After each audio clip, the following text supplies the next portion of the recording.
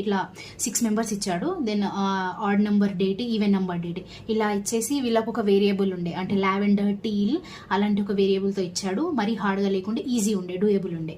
Year based 2024 base year ఉండే. దాంట్లో same ages వచ్చే 8 మెంబర్స్ ఉండే అనుకుంటా. 8 మెంబర్స్ ఉండే, వాళ్ళ ఏజ్ క్యాలిక్యులేషన్ చేసి చెప్పాలి.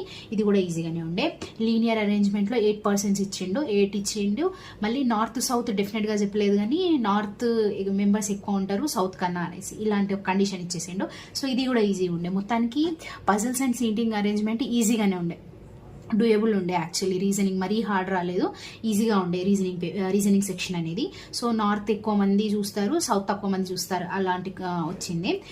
నాకు చేస్తే మేబీ 3 సౌత్ వచ్చి 5 నార్త్ వచ్చాయి అనుకుంటా, అలా వచ్చాయి. కంపారిజన్ బేస్డ్ ఒక పజిల్ వచ్చింది.